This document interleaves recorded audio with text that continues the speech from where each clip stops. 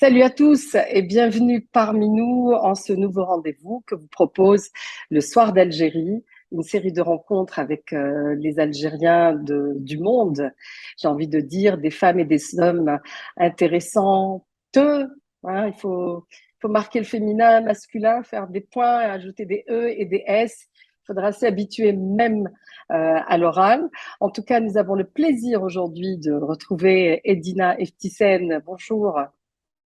Bonjour à vous, merci. Merci Edina d'avoir accepté de faire votre diasporama aujourd'hui. Je m'imaginais vous retrouver sur un bateau quelque part en Amazonie ou en Afrique ou quelque part en happening écologique. Vous êtes chargée de campagne chez Greenpeace. Rien que ça, Oui, c'est Edina. ça.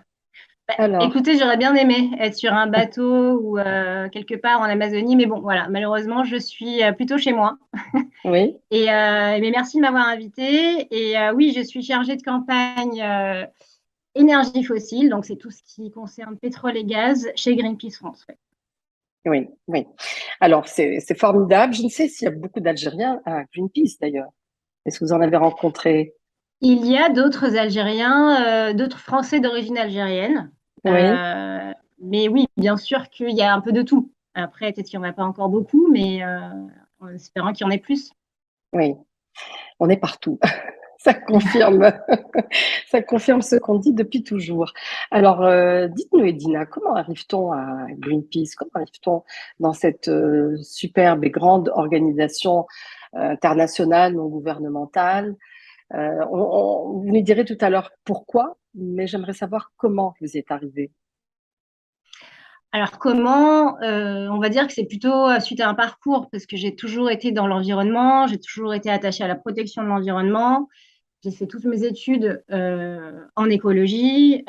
J'ai beaucoup voyagé pour aller justement protéger des habitats, protéger des problématiques, etc.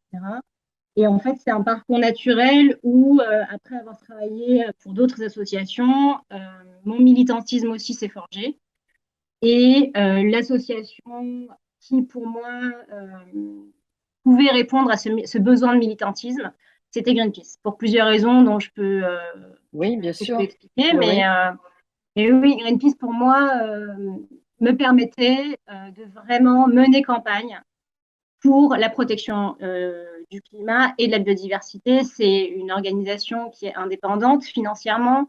Elle dépend de la générosité du public. Il n'y a que des donateurs privés, particuliers qui donnent à Greenpeace. Il n'y a pas de gouvernement qui donne, il n'y a pas d'entreprise qui donne, il n'y a pas de fondation.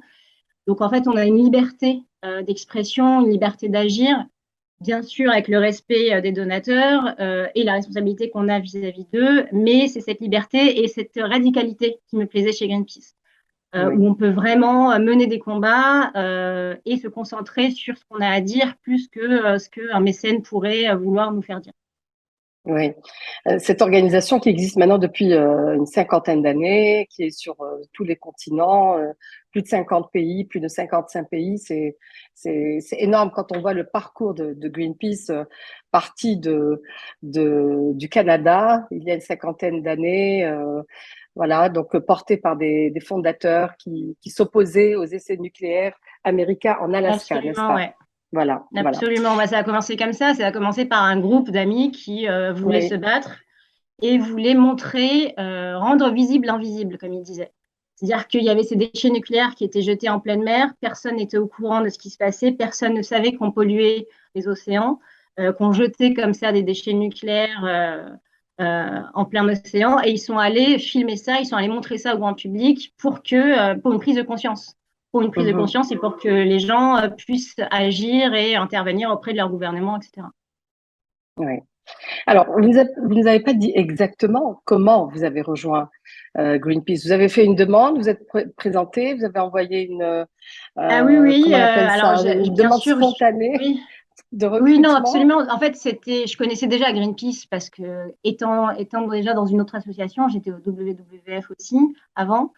Donc, on fréquentait bien sûr Greenpeace, on fréquentait des salariés de Greenpeace. Donc, je connaissais l'association, je savais ce que faisait Greenpeace, j'admirais ce que faisait Greenpeace. Et puis, en fait, il y a eu une ouverture de poste, tout simplement. j'ai candidaté et j'ai été prise et j'en étais ravie parce que pour moi, c'était un accomplissement de mon parcours vis-à-vis de l'environnement, de mon combat dans l'environnement et de mon militantisme. Oui, oui.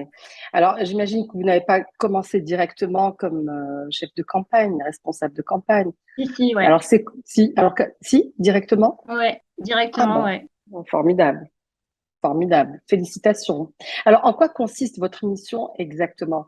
J'imagine qu'il y a plusieurs chefs de campagne, puisqu'il y a plusieurs campagnes menées par Greenpeace à travers le monde et même en France.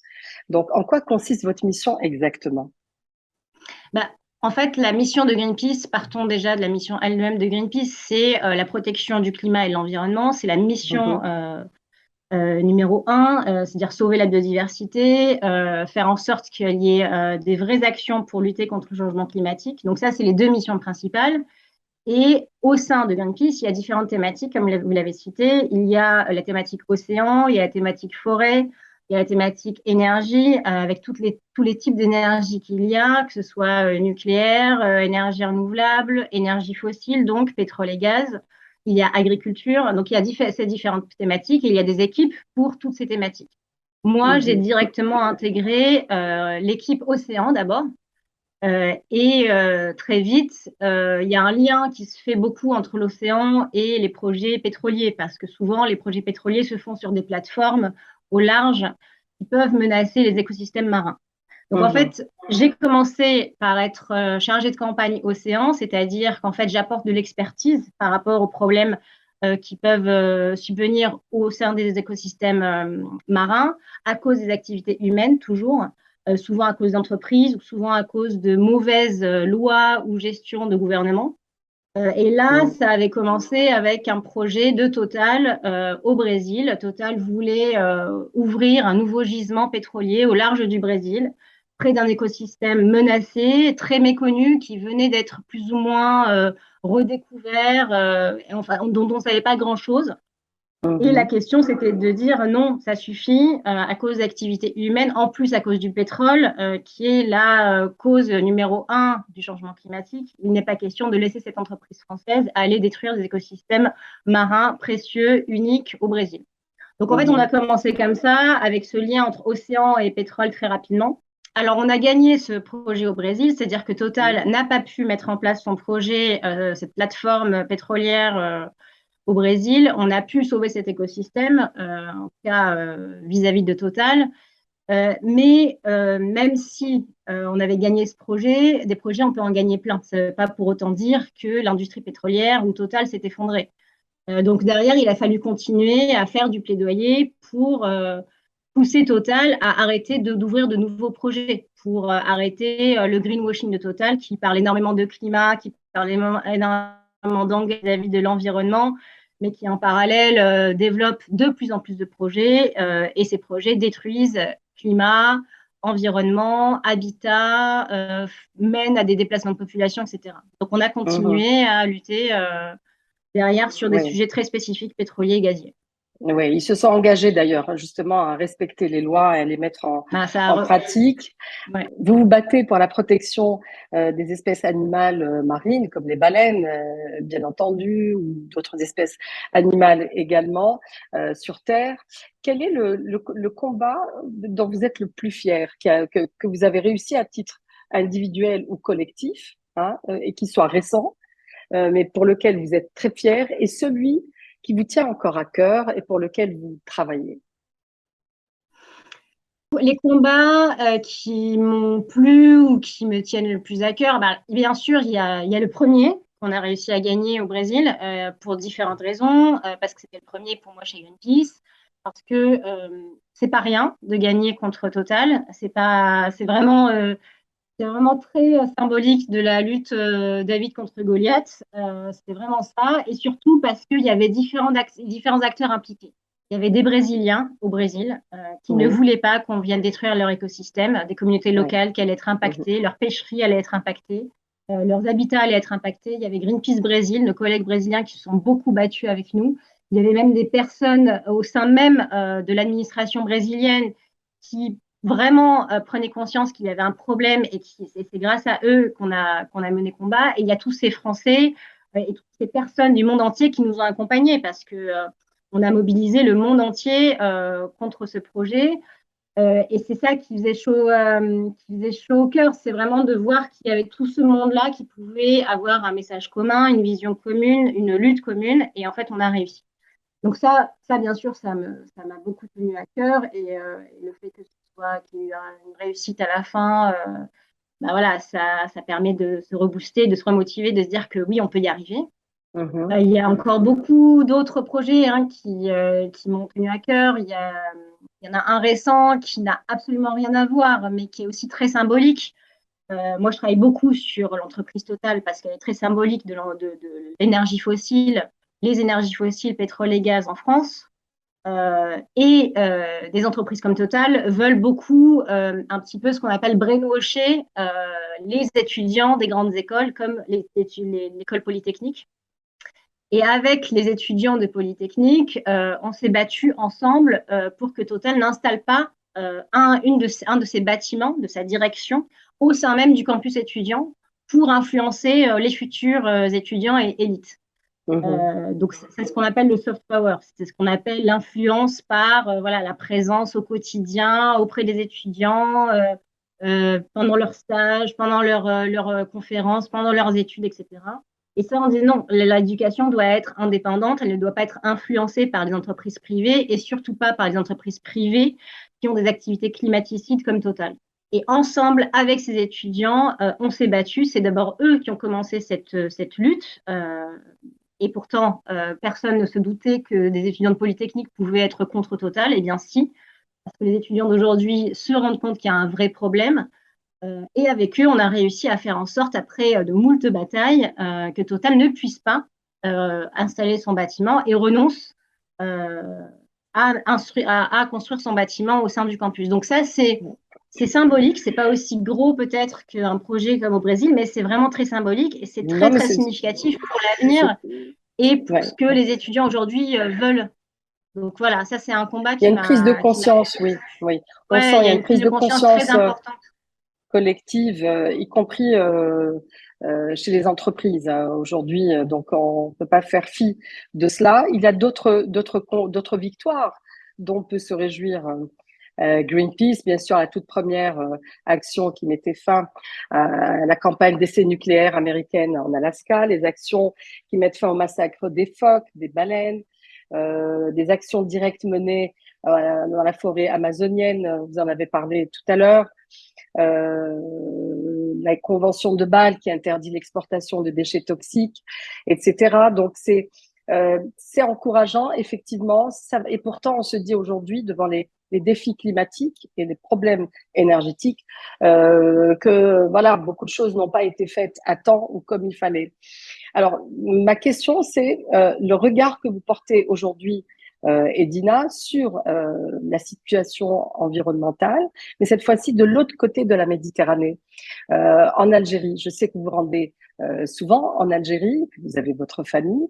Quel regard portez-vous sur notre façon à nous de pratiquer notre environnement et notre nature, qu'il soit marin ou terrestre? Alors, de toute façon, je pense que la protection de l'environnement, du climat, de la biodiversité, c'est un problème planétaire. Ce n'est pas un problème français uniquement ou uniquement algérien. Mais en effet, en ce qui concerne la protection de l'environnement ou ces problématiques, elles sont bien sûr différentes en Europe ou en Afrique, par exemple, que ce soit en Asie ou en Afrique, Mhm. comme en Algérie.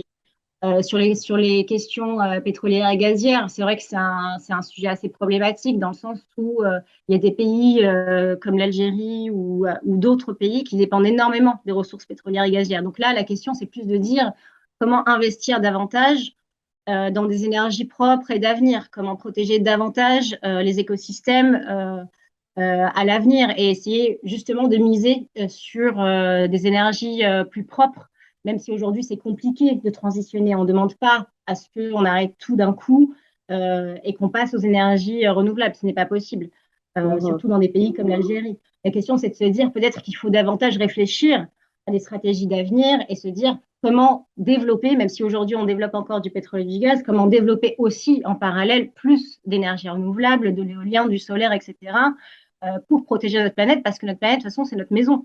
Ce serait de se Mhm. tirer une balle dans le pied que de continuer à, on le voit avec ce qui s'est passé cet été, avec les sécheresses records qu'il y a partout, tous les ans, Oui, de plus en plus, avec les inondations qu'il y a. Donc clairement, ça devient de plus en plus visible.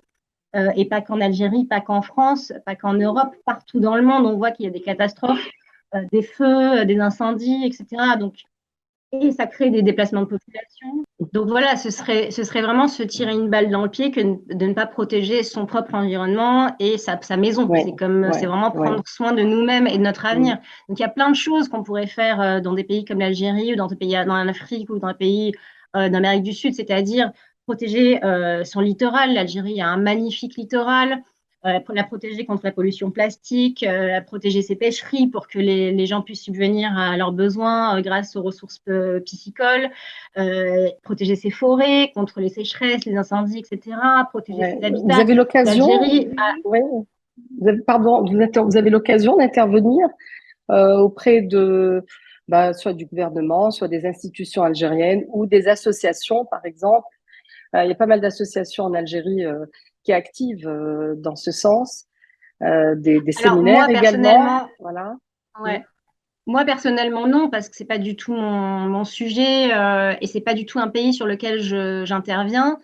Par contre, je sais que Greenpeace, il y a d'autres Greenpeace, notamment Greenpeace MENA, qui peut intervenir un petit peu dans les pays nord-africains en lien avec des associations locales de sensibilisation, de communication, de gestion des déchets, etc. Donc je pense qu'il y a des liens, je pense qu'il y a des discussions, je pense qu'il y a des interventions. Donc moi, directement, non. Mais Oui. Greenpeace et d'autres associations, oui, clairement. Parce que, bien sûr, il y a plein de choses à faire. L'Algérie est un pays extrêmement beau, extrêmement riche. Euh, et il y aurait beaucoup, beaucoup de choses à faire. Bon, j'espère que les personnes et les institutions concernées vous écouteront et vous inviteront à venir intervenir et faire part de vos expériences intéressantes à raconter dans les universités et auprès d'institutions concernées. Voilà. Alors, nous allons essayer de vous connaître de manière un peu plus personnelle, Edina, et on sent que euh, vous êtes une passionnée, une femme passionnée et engagée en même temps. Ça se voit et ça se sent. Euh, J'aimerais savoir donc d'où vous êtes partie. Est-ce que vous êtes partie d'Algérie? Est-ce que vous êtes partie de France? Qu'est-ce qui a fait votre naissance et votre éducation? Où est-ce que ça s'est passé? Ben oui, moi je suis née à Alger. Je suis née à Alger, j'ai grandi à Alger, j'ai été scolarisée en Algérie. Je suis partie à l'âge de 18 ans, en 98, donc un peu à la fin, avant la fin de la décennie noire, comme beaucoup, malheureusement, pour aller faire mes études supérieures à l'étranger, donc en France. Mais oui, j'ai grandi en Algérie, je suis clairement algérienne, mes parents sont algériens, donc oui, je viens d'Algérie et j'ai poursuivi ma vie, on va dire, en France en commençant par mes études supérieures. Voilà. Alors, votre nom est étroitement lié au cinéma, Edina Iftisen. Y a-t-il un lien avec le cinéaste Mohamed Oui, c'est mon Iftisen? papa, Ah ben voilà, formidable. c'est mon père, Mohamed D'accord. Iftissi. Donc oui, mon père étant réalisateur, cinéaste, bien sûr, j'ai grandi avec le cinéma autour de moi. J'ai été cinéphile, j'espère l'être toujours. J'ai grandi avec des bouquins de cinéma autour de moi. J'ai grandi en voyant mon père faire du cinéma. Donc oui, c'est un milieu dont je suis assez attachée, même si je ne le fréquente pas du tout. Mais voilà, forcément, je suis devenue cinéphile grâce à mon père. Vous êtes chargé de campagne chez Greenpeace, donc vous êtes dans la communication, c'est pas pour rien, Ça, oui, c'est vrai. je pense. C'est vrai qu'il y a beaucoup de communication, ouais. Oui, oui, oui. Alors, toujours pour vous connaître un petit peu plus, est-ce que vous pouvez nous parler de vos lectures, de vos films? Vous êtes plutôt film ou série, puisque surtout depuis le confinement, les séries ont pris un peu plus d'espace dans nos vies par rapport aux films, puis c'est un phénomène de mode également. Alors, quel est votre mode de consommation de Alors, livres C'est une et bonne d'écran aussi. question. Alors, en matière de film, oui, cinéma, bien sûr, je suis beaucoup moins exigeante que mon père, mais je vais regarder un peu de tout. Je vais regarder aussi bien des films d'auteur quand j'ai besoin d'être inspirée, de réfléchir, de faire fonctionner mon cerveau, ou alors vraiment des films de divertissement de base hollywoodiens, quand j'ai besoin d'oublier un peu le monde et la réalité. Mais j'aime beaucoup aussi découvrir, on parle d'Algérie, il y a des autrices et des réalisatrices algériennes sont de plus en plus intéressantes. Je pense à Mounia Medour, à Sophia Djama qui a fait Les Bienheureux. Donc voilà, il y a aussi, on peut aussi parler d'Algérie à travers le cinéma et c'est ça qui est bien. Donc voilà, un peu de tout. Séries, j'en consomme aussi, mais comme tout le monde, hein, j'imagine avec le confinement. Netflix et compagnie. Et en termes de livres, bah, pareil, hein, ça va dépendre de mon humeur. Je vais quand même lire pas mal d'autrices féministes parce qu'il faut et parce qu'il y en a besoin. Donc là, il y en a diverses, aussi bien les anciennes, les américaines des Par années 70. exemple, oui, Par exemple, les autrices. aujourd'hui, en France, bah, bien sûr, tout le monde, enfin, j'espère, toutes femmes en tout cas connaissent Mona Chollet. Il y a Virginie Despentes, il y a Sylvia Federici, il y a bien sûr les anciennes, bien sûr Simone de Beauvoir. Il y en a tellement, on peut en citer beaucoup. Hein. Il y a Gloria Steinem, enfin bref, voilà, les autrices féministes, c'est quand même important, aussi bien à travers des romans, des essais, mais aussi des bandes dessinées. J'aime beaucoup les bandes dessinées. Il y a des bandes dessinées féministes qui sont vraiment géniales, comme Liv Strömquist, qui en parle énormément bien et avec humour. Mais après, je vais Mhm. aussi lire, enfin cet été, par exemple, j'ai lu Alice Zeniter, L'art de perdre. C'était vraiment intéressant. Il y a un vrai lien avec l'Algérie aussi. Euh, ce qui était vraiment intéressant à voir, c'était avoir cette autre perspective, voir que aussi on a besoin d'une histoire familiale, que l'histoire silencieuse c'est compliqué pour se construire. Donc ça c'était vraiment intéressant. J'ai lu pas mal de Laurent Godet aussi, Salina ou La mort du roi de Songor. Donc voilà, Bah, ça dépend vous lisez vraiment. beaucoup, vous Oui, lisez beaucoup. enfin surtout en Ça se été voit. quand on a besoin de penser à autre chose. Je vais jamais trop lire Ouais. des trucs sur le boulot. C'est pas trop. Ah oui. Mhm. Non, c'est pas trop ce que j'aime. Je préfère m'inspirer différemment. Et encore une fois, je vais plutôt lire des romans ou des bandes dessinées. J'aime beaucoup les bandes dessinées. Et aussi par rapport à l'Algérie, il y a cet auteur Jacques Fernandez qui a fait une super bande dessinée sur l'Algérie qui s'appelle Carnet d'Orient et Carnet d'Algérie, qui reprend l'histoire de l'Algérie depuis le 19e siècle jusqu'à Oui. aujourd'hui. Donc voilà, il y a beaucoup, beaucoup à découvrir à travers des romans et des bandes dessinées aussi. Donc oui, j'en consomme. Oui. Essia Djebar, n'oublions pas elle a été je vais pas dire une des Absolument, premières féministes, mais voilà, une grande absolument. féministe à travers ses Ouais, romans. Elle mérite d'être lue ou relue d'être aujourd'hui cité, oui, complètement. également. Oui, oui, Loin de Médine ou autre de ses livres. Alors, en cuisine, est-ce que vous avez des goûts aussi éclectiques ou vous avez des goûts Oui, particuliers? j'ai aussi des goûts éclectiques parce que j'ai quand même pas mal voyagé et j'aime bien mélanger un peu tous les types de cuisine, même si je vais encore cuisiner de la cuisine algérienne. Ça m'arrive de temps en temps de faire de la shorba, Quel du plat, couscous. par exemple? Ben voilà, de la Shorba, shorba, du couscous. couscous, un peu de la base, mais ça marche aussi, hein, Ouais. fradjetch, tout ça. Surtout quand j'ai des amis. C'est toujours bien de faire découvrir Bah oui. de la cuisine algérienne aux autres. Puis après, de la cuisine du monde entier, hein, de la cuisine française, la cuisine italienne, la cuisine malgache, la cuisine. Voilà, donc ça va dépendre. J'aime bien cuisiner pour me vider la tête. Ça fait aussi partie Oui. des activités manuelles dont on a besoin pour penser à autre chose. Et la musique, alors, est-ce qu'elle occupe une place importante dans votre Musique, vie? elle va être toujours un peu en fond, Oui. avec différents types pareil, selon l'humeur. Ça va être ou de la vieille funk américaine, ou alors des fois du rap, ça m'arrive, ou des fois juste la radio et me laisser porter par des nouvelles découvertes. Donc non, pas de choses particulières vraiment sur la musique. Après, D'accord. il y a aussi, au-delà de la musique, ah oui, il y a aussi de la musique algérienne, hein, nouvelle, hein. Il y a il y a Karimouche qui est intéressante. Je vais avoir des petits morceaux algériens par-ci par-là, mais je vais pas vraiment écouter de la musique algérienne. Je vais écouter un peu de la musique du monde entier. Et je vais écouter des podcasts parce que ça, c'est un nouveau médium hyper intéressant et on peut apprendre plein de Mhm. choses. Voilà. Donc il y aura toujours un petit fond quelque part Vous avez dû pendant que avoir ça je dans votre cuisine. famille enfant, les familles d'artistes, il y a toujours un bruit de Mon fond, père, oui, il hein. mettait beaucoup de musique. Votre père, j'imagine, oui. Bah, mon père, il mettait un fond musical, mais c'est pas vraiment la musique que j'écoute aujourd'hui. C'est juste que, voilà, c'est juste que c'est une habitude d'avoir un fond musical quand on s'active à faire quelque chose, quoi.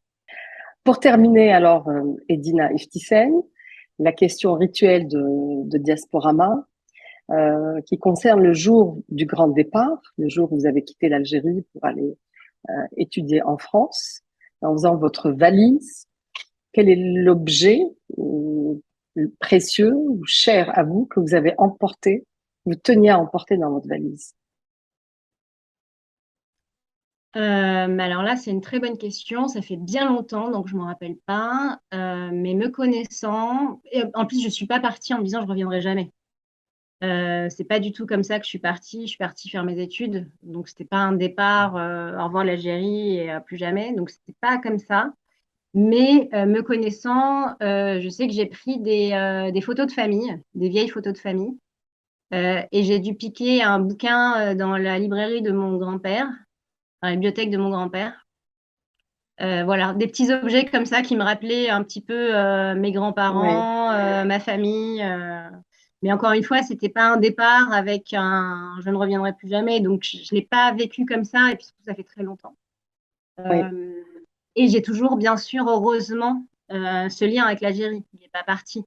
Je l'ai à travers ma famille qui vit toujours. Mon père qui écrit un bouquin, qui a édité un bouquin cette année, qui me permet de replonger dans l'Algérie. Euh, qui s'appelle Une saga algéroise.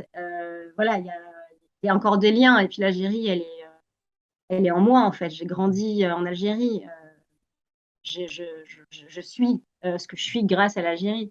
Euh, donc voilà, j'ai pas ce besoin absolument de me remémorer l'Algérie à travers des objets, même si je préfère peut-être ouais, écouter des histoires peut-être, comprendre les parcours des autres, comprendre l'histoire de l'Algérie au-delà de la mienne et au-delà de l'Algérie contemporaine, ce qui se passe aujourd'hui, ce qui s'est passé pendant la guerre, avant la guerre et avant même la France. Pendant l'Empire ottoman, l'Algérie, c'est une longue, longue histoire. C'est pendant l'Empire romain. Voilà, il y a plein de choses à encore découvrir de l'Algérie. Et en fait, c'est ça qui me permet de garder un lien avec l'Algérie. C'est les histoires individuelles et l'histoire de ce pays et ce qu'il a traversé depuis des siècles et des siècles. Qui fait sa richesse d'ailleurs. Edina Iftisen, merci encore une fois d'avoir été des nôtres. Merci d'avoir accepté de faire votre diasporama. Bonne continuation. Merci de m'avoir invité. Continuez à vous battre pour notre planète, pour un meilleur environnement, un environnement plus respirable. Et faites-nous profiter encore plus de vos expériences en Algérie. On en a besoin. Merci à vous d'avoir suivi cette émission. Vous Merci. pouvez la revisionner sur les plateformes du Soir d'Algérie, les réseaux sociaux, le site web, bien entendu. Edina Iftisen, vous étiez avec nous depuis la France. À très bientôt. Au revoir. Au revoir.